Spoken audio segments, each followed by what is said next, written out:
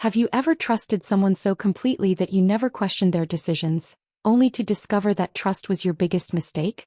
What would you do if the person you loved most in the world betrayed you in the cruelest way possible? My name is Margaret, I'm 68 years old, and I thought I knew my husband after 45 years of marriage. I was wrong. Dead wrong. And what I discovered about Robert that Tuesday afternoon in September changed everything I believed about love, loyalty, and the man I called my soulmate. Before we dive into this story that will break your heart and hopefully open your eyes, please hit that subscribe button and give this video a like. Your support means everything to me and it helps me share these important stories with people who need to hear them. Trust me, you'll want to stay until the very end because what happened next will shock you to your core.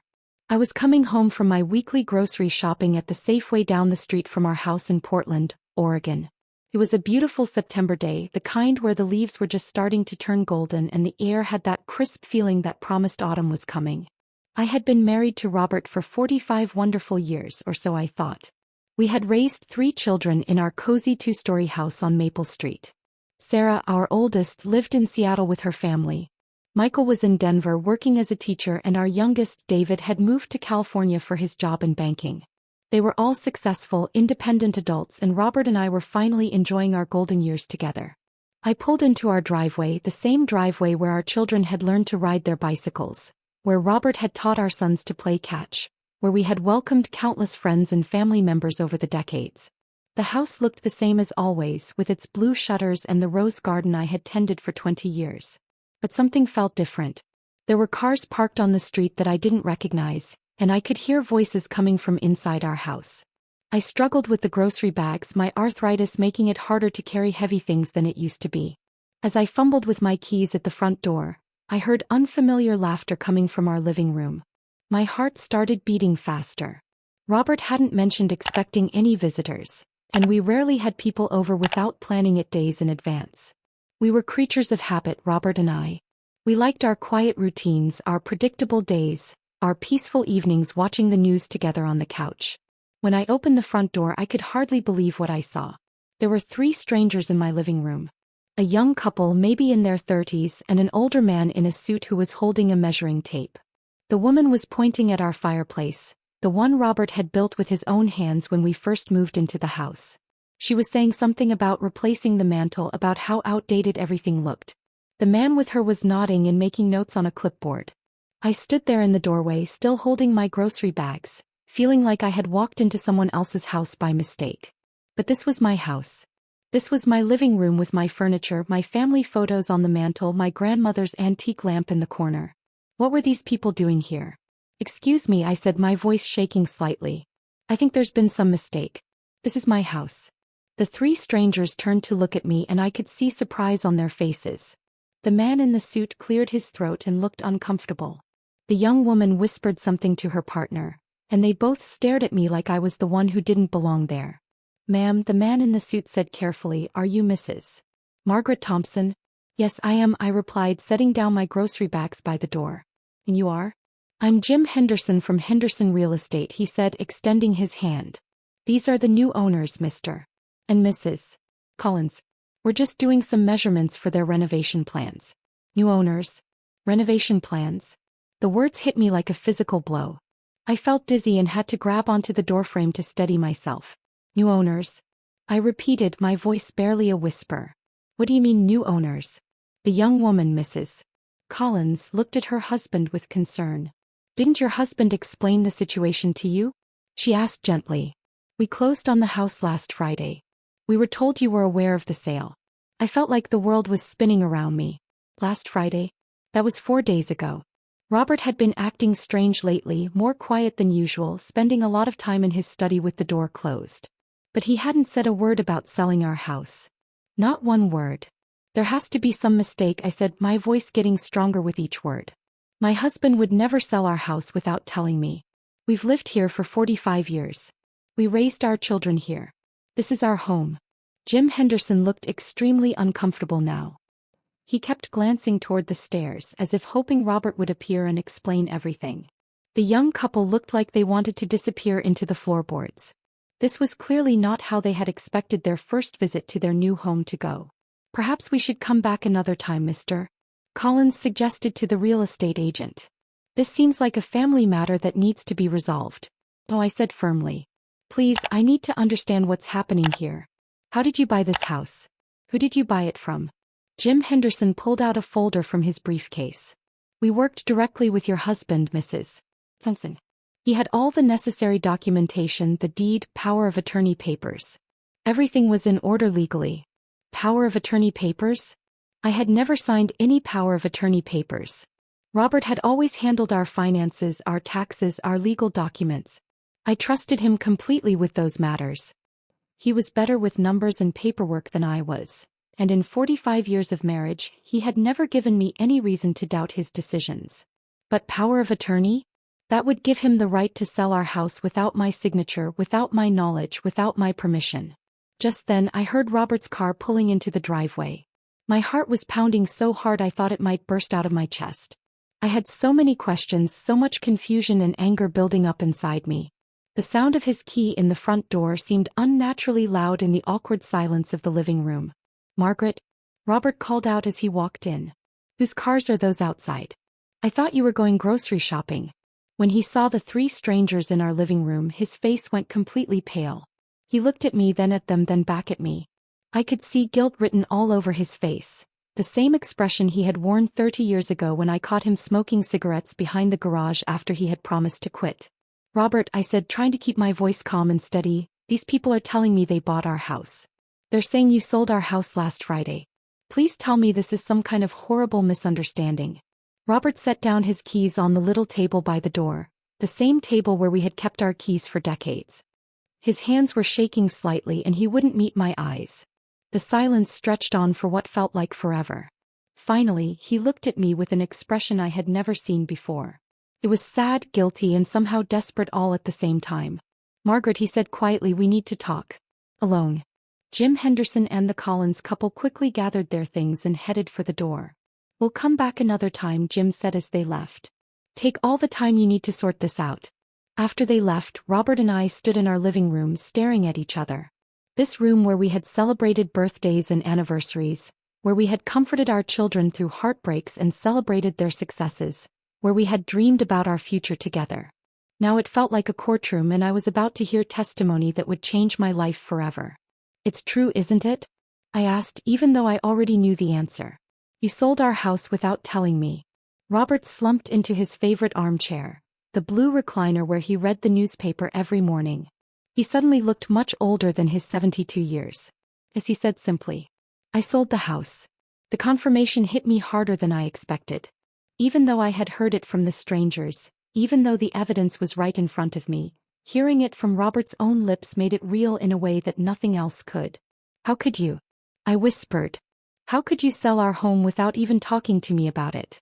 Robert rubbed his face with his hands, a gesture I had seen him make countless times when he was stressed about work or worried about the children. We needed the money, Margaret. We have debts, serious debts that you don't know about. I've been trying to protect you from the worry, but it's gotten out of hand. Selling the house was the only way to pay everything off and still have something left for us to live on. Debts? What debts? Robert had always been careful with money, almost too careful sometimes. He balanced our checkbook to the penny every month. He never made a major purchase without researching it for weeks. He had always told me we were financially secure. What debts could he possibly be talking about? What kind of debts? I asked, sinking into the couch across from him. Robert, we paid off the mortgage 15 years ago. We have our Social Security, your pension from the post office. What debts are you talking about? He was quiet for a long time, staring at his hands folded in his lap. When he finally looked up at me, his eyes were filled with tears. Medical bills, he said softly. From when you had your heart surgery 2 years ago. The insurance didn't cover everything and there were complications that required more procedures. The bills just kept coming, Margaret. I didn't want you to worry about it while you were recovering, so I handled everything myself. But it was more than we could afford. I felt confused and scared. My heart surgery had been serious, that was true. I had needed bypass surgery after a heart attack, and there had been some problems afterward that required me to stay in the hospital longer than expected. But Robert had always told me that our insurance was taking care of everything. He had handled all the paperwork, all the phone calls with the insurance company, all the medical bills. I had trusted him completely. But how much money could we possibly owe? Even with complications, surely our insurance covered most of it? How much do we owe? I asked, dreading the answer. Robert looked away from me again. Between the medical bills, the credit card debt I used to pay some of the bills, and the loan I took out against my pension, he paused and took a shaky breath. We owe about $200,000. $200,000? The number was so large I couldn't even comprehend it. How had we accumulated so much debt without me knowing? How had Robert been carrying this burden alone for 2 years? And more importantly, why hadn't he told me? We could have worked together to find a solution. We could have talked to our children or found another way to handle the debt. Why did selling our house have to be the first option? Robert, I said, trying to process everything he had told me, why didn't you tell me about this sooner? We've been married for 45 years. We've faced every challenge together. Why would you keep something this important from me? He stood up from his chair and walked to the window, looking out at the street where we had lived for so many years. I didn't want to burden you with this, Margaret. You were so sick and the recovery was so hard on you. I thought I could handle it on my own. I thought maybe I could find a way to pay off the debt without you ever having to worry about it. But the bills kept coming and the interest kept adding up, and before I knew it, everything was out of control. I could hear the pain in his voice, and part of me understood why he had tried to protect me. Robert had always been the type of man who wanted to solve problems himself, who didn't like to ask for help or admit when things were getting difficult. But this was different. This wasn't just his problem to solve. This was our life, our home, our future together. And he had made a decision that affected both of us without even giving me the chance to have a say. But selling our house, Robert? I asked, feeling tears starting to form in my eyes. This house holds our entire life together. Our children's bedrooms are upstairs. The kitchen where I've cooked thousands of meals for our family. The garden where we've spent so many peaceful evenings. How could you just sell it without even discussing it with me?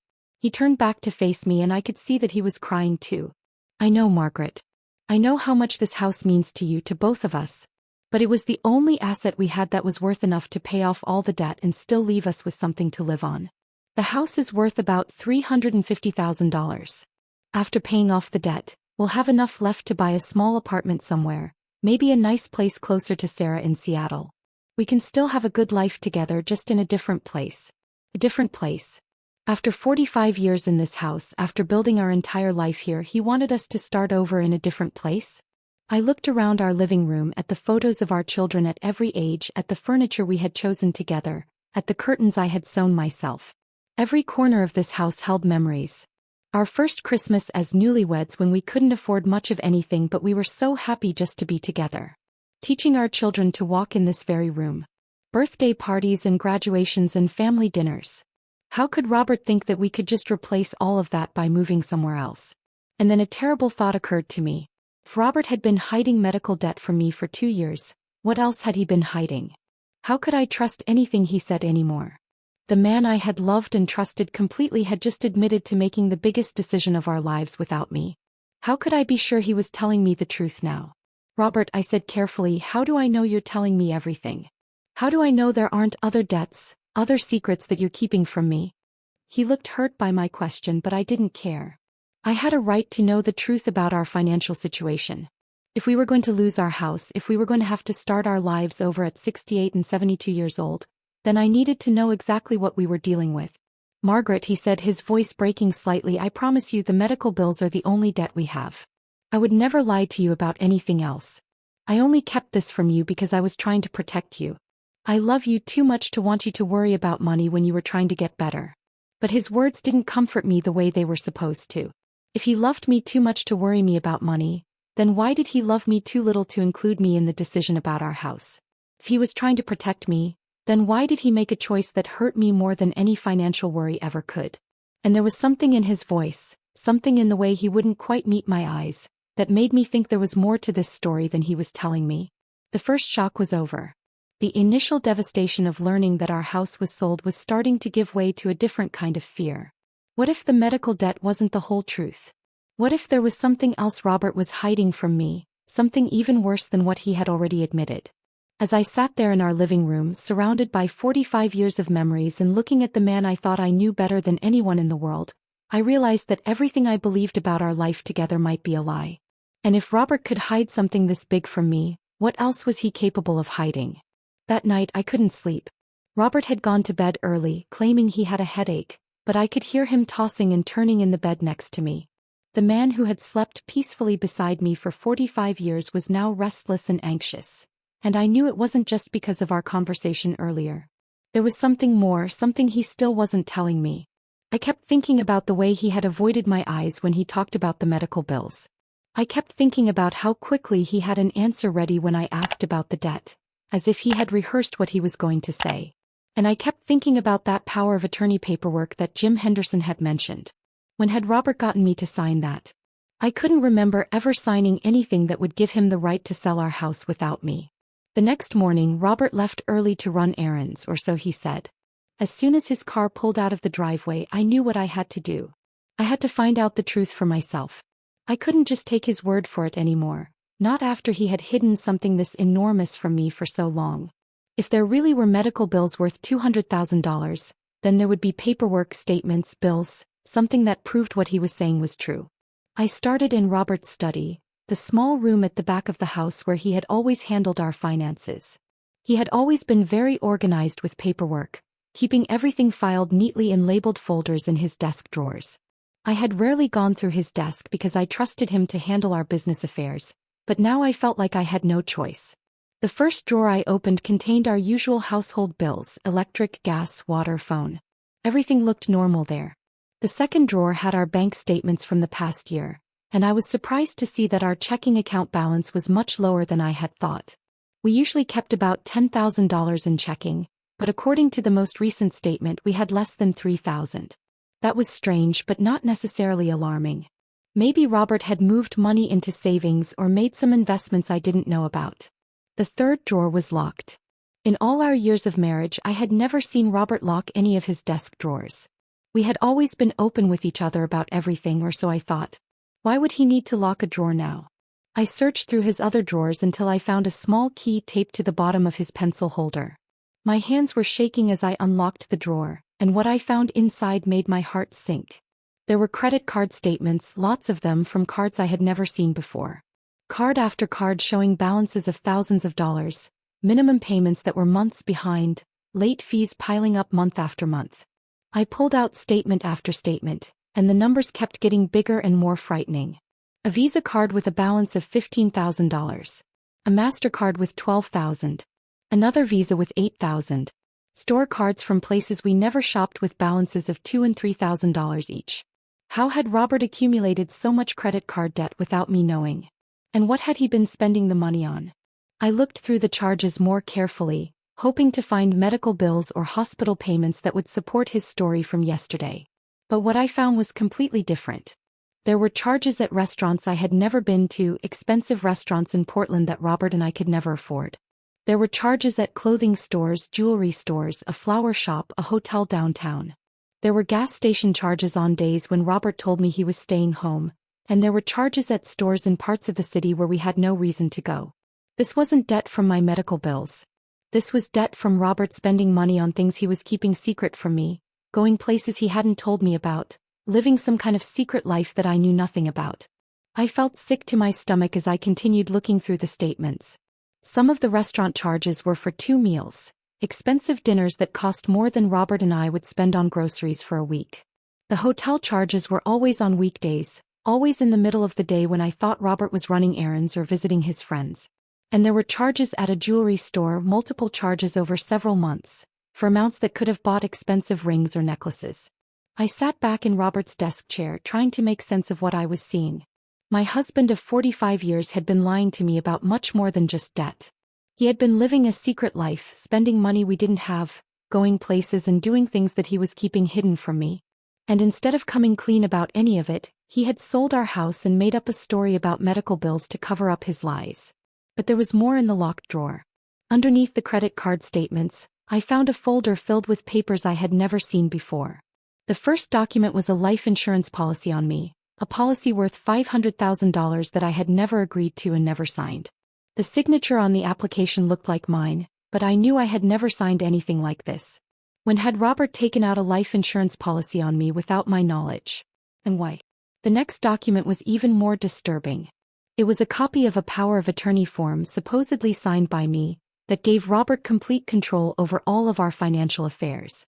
The signature looked like mine, but again I had no memory of ever signing such a document. I would never have given Robert the power to make major financial decisions without consulting me first. We had always made important decisions together as partners. This power of attorney document was dated just 6 months ago, around the time when I was recovering from my heart surgery and spending a lot of time in bed resting. Had Robert forged my signature while I was sick and vulnerable? Had he created these documents without my knowledge so that he could sell our house and control our finances without having to involve me in any decisions? I kept looking through the folder, and each document I found made the situation worse. There were loan documents showing that Robert had borrowed money against his pension, just as he had told me yesterday. But the amounts were much larger than I had expected, and the money hadn't been used to pay medical bills. According to the bank records in the folder, the loan money had been deposited into a checking account that I had never seen before, an account that was only in Robert's name. And the bank statements for this secret account showed regular withdrawals, cash withdrawals of $500 and $1,000 at a time, money that had simply disappeared with no record of where it had gone. At the very bottom of the folder I found something that broke my heart completely. It was a receipt from a jewelry store, dated just 3 months ago, for a diamond necklace that cost $4,000. $4,000 that we couldn't afford, $4,000 that Robert had spent while telling me we needed to be careful with money because of my medical expenses. But the receipt wasn't made out to Margaret Thompson. It was made out to Linda Morrison, and it was marked as a gift. Who was Linda Morrison? And why was my husband buying expensive jewelry for another woman while telling me we were in financial trouble? I heard Robert's car in the driveway and quickly put all the documents back in the folder, locked the drawer and put the key back where I had found it. I didn't want him to know that I had discovered his secrets, not yet. I needed time to think about what I had learned, time to figure out what I was going to do with this information. When Robert came back into the house carrying grocery bags and acting like everything was normal, I looked at him with completely different eyes. This man who I had loved and trusted for 45 years was a stranger to me now. He had been lying about our finances, forging legal documents, spending money on another woman, and living a secret life that had nothing to do with the man I thought I had married. "Margaret," he said cheerfully, putting the groceries on the kitchen counter, "I picked up some of those cookies you like from the bakery. I thought we could have them with our coffee this afternoon." I looked at him standing there in our kitchen in the house he had sold without telling me, acting like a loving husband while hiding secrets that could destroy our entire life together. How had I lived with this man for so many years without seeing who he really was? How had I been so blind to what was happening right in front of me? "Thank you," I said quietly, not trusting myself to say more. I was afraid that if I started talking I would start screaming, and I wasn't ready for that confrontation yet. I needed to understand the full extent of his betrayal before I decided what to do about it.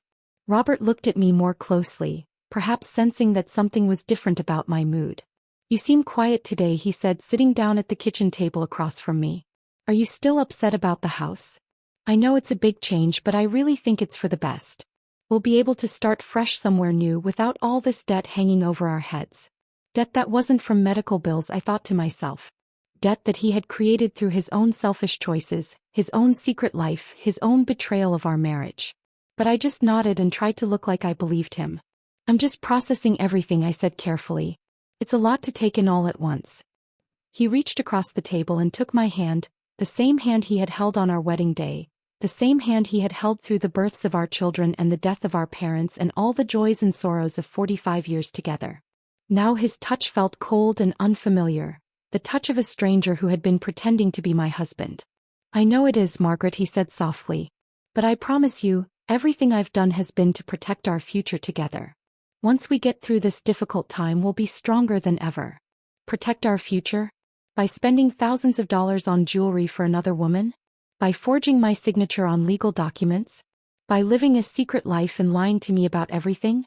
I wanted to pull my hand away from his, but I forced myself to sit still and act like I still trusted him. If Robert thought I didn't know about his lies, maybe he would reveal more information that would help me understand exactly what he had done and why. But sitting there at our kitchen table, holding hands with the man who had betrayed me in ways I was still discovering, I felt more alone than I had ever felt in my entire life. The man I had built my life around was gone, replaced by someone I didn't recognize, someone capable of deception and cruelty that I never would have imagined possible. And I was beginning to realize that the sale of our house was probably just the beginning of a much bigger and much more painful betrayal. For 3 days, I carried the weight of what I had discovered in Robert's desk, pretending everything was normal while my world crumbled around me. I made his coffee in the morning, cooked his meals, sat beside him watching television in the evening, all while knowing that he was living a lie and dragging me down with him. But I needed to know more. The name Linda Morrison haunted me day and night. Who was this woman that my husband was buying expensive jewelry for? How long had he been seeing her? And what did she have to do with the sale of our house? I had to find out, no matter how much it might hurt to learn the truth. On Thursday morning, Robert told me he was going to meet with a lawyer about the house paperwork. He would be gone most of the day, he said, and I shouldn't wait up for lunch. As soon as his car disappeared down our street, I knew this was my chance to find out everything I needed to know. I went back to his locked drawer and pulled out all the documents I had found earlier. This time I studied them more carefully, looking for clues about Linda Morrison and what role she played in Robert's secret life. The jewelry store receipt had an address on it, Morrison Jewelry on Oak Street downtown. I had never heard of the store, but the address seemed familiar somehow. I decided to drive there myself and see what I could learn. The drive downtown took about 20 minutes and my hands were shaking on the steering wheel the entire way. What was I going to say when I got to the jewelry store? What was I going to ask them? But I had to try. I had to understand what my husband had been doing behind my back for who knows how long. Morrison Jewelry was a small, elegant store in a part of downtown Portland that I rarely visited.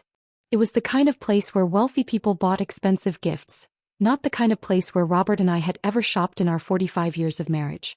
The woman behind the counter looked like she was in her 30s. With perfectly styled blonde hair and expensive-looking clothes. When I walked in, she looked up from the inventory she was working on and smiled at me. "Good morning," she said pleasantly. "Can I help you find something special today?" "I'm not sure how to ask this," I said nervously, "but I found a receipt from your store, and I'm trying to understand who it belongs to." The receipt was for a diamond necklace, purchased about 3 months ago, and it was made out to Linda Morrison. The woman's expression changed immediately. Her friendly smile disappeared and she looked uncomfortable and suspicious. "Are you a family member?" she asked carefully. "Or perhaps someone from an insurance company?" "I'm Margaret Thompson," I said, not sure how much I should reveal. "The necklace was purchased by my husband, Robert Thompson, but I don't know who Linda Morrison is. I'm trying to understand what happened." The woman stared at me for a long moment, and I could see her making some kind of decision about what to tell me. Finally she spoke and her words changed my life forever. "Mrs. Thompson," she said softly, "I think you should know that Linda Morrison is my daughter. And your husband has been coming here regularly for about 2 years, buying her gifts and telling us that he was planning to leave his wife so that he and Linda could be together." The words hit me like a physical blow. I had to grab onto the jewelry counter to keep from falling down. "Your daughter?" I whispered. "My husband has been seeing your daughter?" The woman nodded sadly. "Linda is 28 years old and she works as a nurse at the hospital downtown. She met your husband when you were in the hospital for your heart surgery. He told her that his marriage was over, that you were just staying together for financial reasons, and that he was planning to divorce you as soon as he could figure out the money situation." I felt like I was going to be sick. Robert had met his girlfriend while I was in the hospital fighting for my life? While I was scared and vulnerable and depending on him to take care of me, he was starting a relationship with a woman young enough to be his daughter. "Mrs. Thompson," the woman continued, "I tried to talk Linda out of getting involved with a married man, especially one so much older than she is. But she believed him when he said he was going to leave you. He's been telling her for 2 years that he just needed time to get his finances in order, and then he would file for divorce and they could be together openly. That's why he's been buying her so many gifts, to prove that he was serious about their relationship. 2 years. For 2 years, while I was recovering from heart surgery and believing that Robert was the devoted husband who was taking care of me, he had been planning to leave me for a woman 40 years younger than him. For 2 years he had been spending our money on gifts for her while telling me we had to be careful about our expenses. For 2 years he had been living a complete lie. "But there's something else you need to know," the woman said, her voice getting even more serious. "About a month ago, your husband told Linda that he had finally found a way to get the money he needed to start their new life together. He told her he was going to sell his house and use the money to pay off his debts and buy a new place where they could live together. And then he asked her if she wanted to buy the house herself, as an investment property that they could fix up and sell for a profit later. My heart stopped beating. Linda Morrison bought our house? I asked, even though I already knew the answer. The woman nodded. She used money from her inheritance, money her grandmother left her when she died last year. Your husband convinced her it was a smart investment, and that she would be helping him get free from his marriage at the same time. She paid $250,000 for it, which I understand was well below market value. $250,000. Robert had told me the house was worth $350,000, and that after paying off our debts, we would have money left over to buy a small apartment somewhere. But he had sold it for $100,000 less than it was worth, to his girlfriend, using her inheritance money. Where was the rest of the money going? And what debts was he really planning to pay off? I need to ask you something else, I said to the woman, trying to keep my voice steady. Do you know if your daughter is planning to live in the house? Or is she planning to rent it out? The woman looked even more uncomfortable now. Actually, she said quietly, Linda and your husband are planning to live in it together. He told her that once the sale was final and he had handled his divorce, they were going to move into the house and start their new life. He said it would be perfect because she would own the house, so his ex-wife couldn't claim any part of it in the divorce settlement. Ex-wife. Robert was already thinking of me as his ex-wife, even though he was still coming home to me every night, still sharing our bed, still pretending to be my loving husband. He had planned out our entire divorce without ever telling me he wanted one, and he had sold our house to his girlfriend so that I would have no claim to the place where I had spent 45 years of my life. Mrs. Thompson, the woman said gently, I can see how shocked you are by all of this. I want you to know that if I had realized your husband was lying to you about his intentions, I would never have encouraged Linda to get involved with him. I thought you knew about their relationship. I thought you were already separated or divorced. I shook my head, unable to speak. How could anyone think I knew about this? How could anyone look at the way Robert and I lived together, the way we seemed like any other married couple, and think that I was aware he was planning to leave me for someone else? Thank you for telling me the truth, I finally managed to say. I needed to know what was really happening. As I walked back to my car, my legs felt like they could barely carry me. Everything I thought I knew about my life, my marriage, my future was a lie. Robert wasn't trying to protect me from financial worry. He was stealing from me, betraying me, and planning to abandon me so that he could start over with a woman young enough to be our granddaughter. And he was doing it all with such careful planning, such deliberate cruelty, that I could barely comprehend the man I had been married to for 45 years was capable of such deception. The drive home was a blur. I kept thinking about Linda Morrison, this 28-year-old nurse who thought she was helping a man escape from an unhappy marriage, not knowing that she was actually helping him destroy a woman who loved him completely. I kept thinking about Robert coming home to me every night after spending time with her, lying beside me in our bed while planning our entire future without me. And I kept thinking about our house, the house where we had raised our children and built our life together, now belonging to the woman who was going to replace me. When I got home, Robert's car wasn't in the driveway yet. I sat in our living room, surrounded by 45 years of memories, and tried to figure out what I was going to do with the devastating truth I had learned. Should I confront Robert immediately? Should I call our children and tell them what their father was planning? Should I call a lawyer and try to stop the sale of the house before it was too late? But before I could decide on anything, I heard Robert's key in the front door. He came into the living room with a big smile on his face, looking happier than I had seen him in months. Margaret, he said cheerfully, I have some good news. I met with the lawyer today and he thinks we can finalize everything much faster than we expected. We should be able to close on the house sale by the end of next week, and then we can start looking for a nice little apartment somewhere.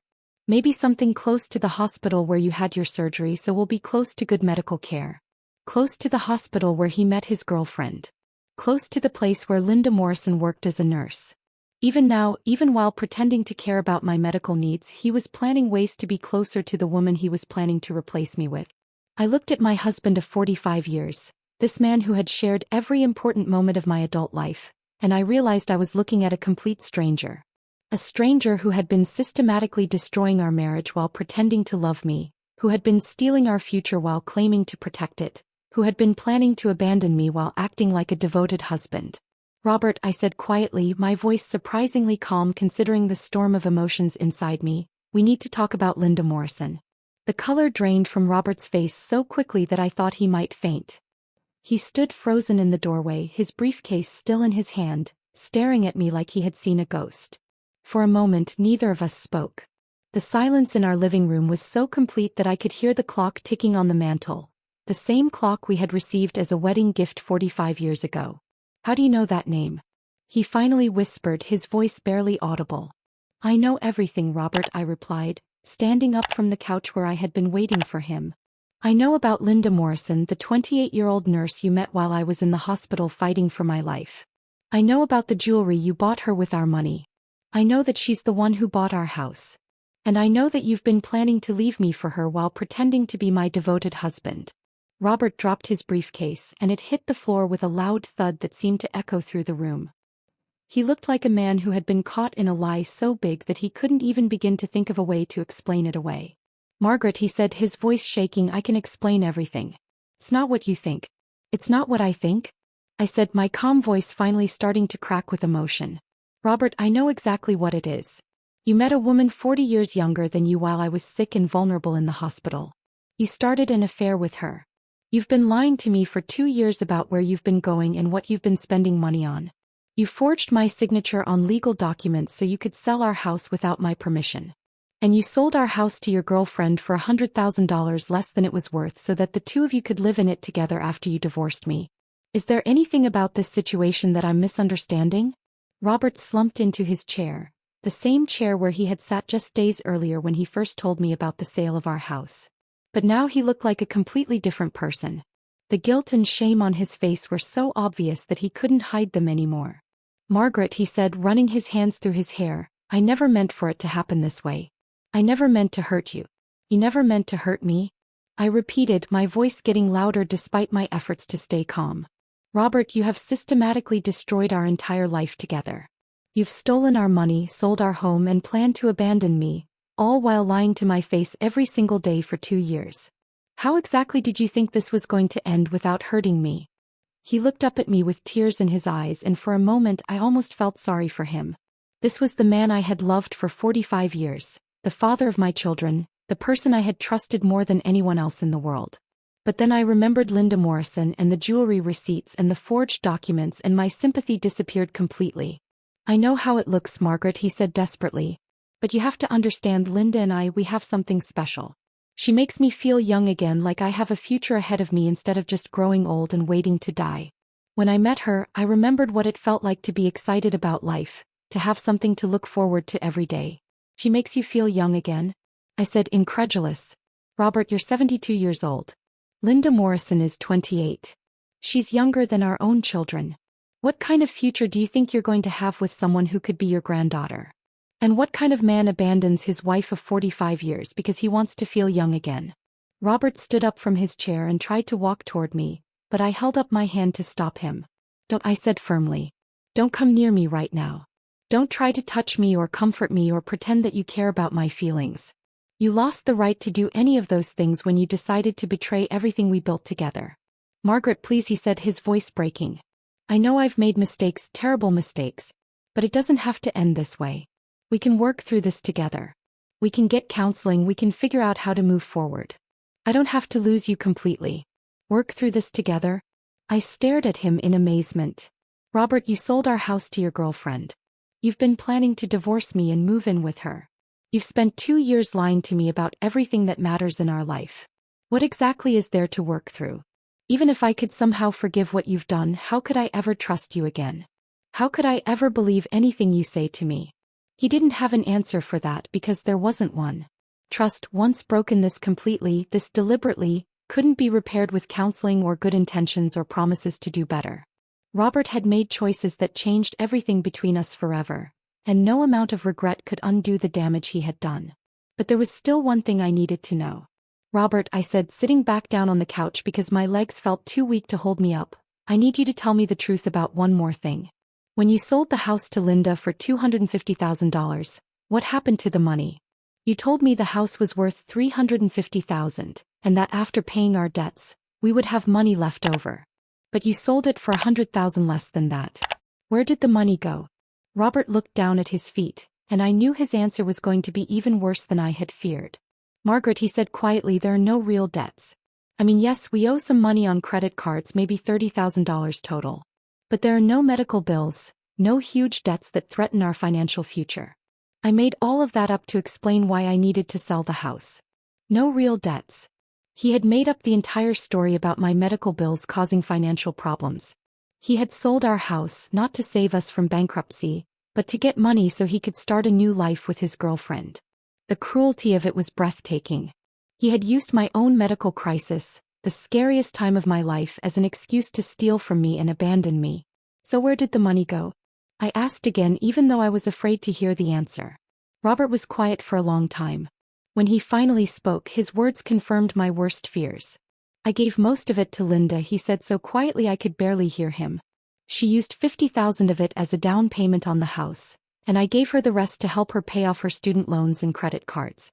I wanted her to be financially secure so that when we start our new life together, she won't have to worry about money. You gave our money to your girlfriend, I said, each word coming out like a physical blow. You sold the house where we raised our children, where we built our entire life together, and you gave the money to a woman you've known for 2 years so that she could be financially secure. What about me, Robert? What about my financial security? What was I supposed to live on after you divorced me and moved in with her? I have been saving money for you too, he said weakly. I opened a separate account with enough money to help you get started on your own. You would have been okay, Margaret. I wouldn't have left you with nothing. How much? I demanded. How much money did you save for me, Robert? $20,000, he admitted. I saved $20,000 for you. $20,000. Out of the $250,000 he got from selling our house, Robert had planned to give me $20,000 to start over with at 68 years old. He had given Linda Morrison more than 10 times that amount, plus the house itself, while planning to leave me with barely enough money to survive on for a year or two. The mathematical cruelty of it was almost as devastating as the emotional betrayal. If you're doing the math at home, and I hope you are because this story should serve as a warning to all of us, that means Robert gave his 28-year-old girlfriend $230,000 of our money, plus our house, while planning to give me just $20,000 to live on for the rest of my life. And if that doesn't make you angry enough to hit that like button and share this story with everyone you know, I don't know what will. I sat there in our living room looking at the man I had spent most of my adult life loving, and I felt something I had never felt before. It wasn't just anger or hurt or betrayal, though I felt all of those things. It was a kind of cold, clear determination that I had never experienced in my life. Robert had underestimated me. He had assumed that I was too old, too trusting, too dependent on him to fight back against what he was doing to me. He had planned to destroy my life while I sat by passively and let it happen. He was wrong. Robert, I said, standing up and looking him directly in the eyes, I want you to listen to me very carefully. Tomorrow morning, I am going to call our lawyer and find out what my legal rights are in this situation. I'm going to find out if the sale of our house can be stopped or reversed, especially since you forged my signature on the power of attorney documents. I'm going to find out what portion of your pension I'm entitled to, and what other assets we have that you haven't stolen from me yet. And then I'm going to decide whether to file for divorce myself on my terms with legal protection for my rights, or whether to have you arrested for fraud and forgery. Margaret, he said, looking panicked now, you don't understand the legal complications. The house sale is already in progress. Linda has already put her money down. If you try to stop it now, you could end up owing her damages or losing even more money in legal fees. Let me worry about the legal complications, I said firmly. You've made enough decisions for both of us. From now on, I'll be making my own choices about my own life. And my first choice is that you need to leave this house tonight. You can go stay with Linda Morrison or in a hotel or wherever you want. But you cannot stay here with me, pretending to be my husband, while you're planning to abandon me for another woman. Robert looked shocked. Margaret, this is my house too. You can't just throw me out. Actually, Robert, I said, feeling stronger and more confident than I had in days, I think you'll find that since you forged my signature on legal documents and sold our house without my knowledge or consent, the law might have a very different opinion about whose house this really is. And since Linda Morrison's purchase was based on fraudulent documents, she might not actually own it either. We'll see what a judge thinks about your business arrangements. I walked to the front door and opened it. The evening air felt cool and fresh after the suffocating atmosphere of our confrontation.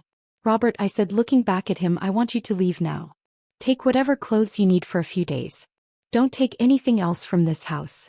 Don't take any more money from our accounts. Don't sign any more papers or make any more decisions that affect my life. And don't come back here until we've sorted out the legal situation." He stood there for a moment looking like he couldn't believe what was happening. Then he slowly walked upstairs and I could hear him moving around in our bedroom packing clothes into a suitcase. 20 minutes later he came back downstairs with a small bag in his hand. At the front door he turned back to look at me one more time. "Margaret," he said, his voice full of regret, "I really did love you. I still love you.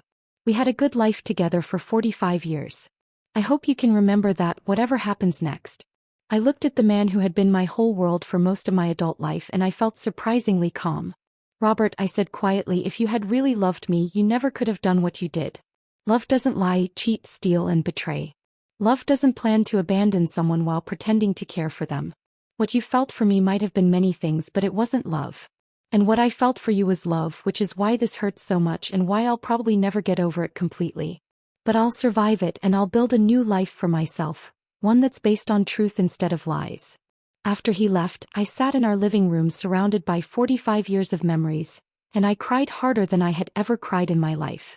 But mixed in with the grief and the anger and the devastating sense of loss, there was something else. There was relief. The truth was finally out in the open. The lies were finally over.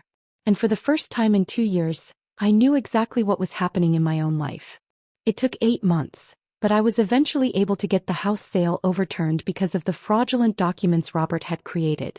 Linda Morrison got her money back and she also learned the truth about the man she thought she was in love with. The last I heard, she had ended their relationship and moved to another city to start over. Robert and I did get divorced, but on my terms with legal protection for my rights. I got half of everything we had built together over 45 years, including half the value of our house, half his pension and half our other assets. I also got a court judgment against him for the money he had stolen from our accounts to give to Linda Morrison. Robert ended up with much less than he had planned, and he had to live with the knowledge that everyone in our family and our community knew exactly what kind of man he really was. As for me, I sold our house and bought a smaller, beautiful home closer to our daughter Sarah in Seattle. I'm learning to live alone for the first time in my adult life, and some days are harder than others. But I wake up every morning knowing that no one is lying to me, no one is stealing from me, and no one is making plans to betray me. There's something incredibly valuable about that kind of peace, even if it comes at a terrible price. If you've stayed with me through this entire story, thank you.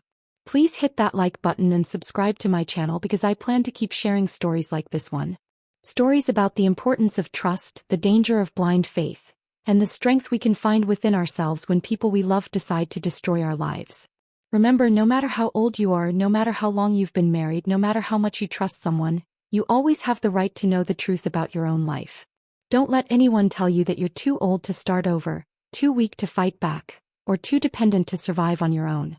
Love should never require you to give up your right to honesty, dignity, and respect. And if someone you love is asking you to do that, then what they're offering you isn't love at all.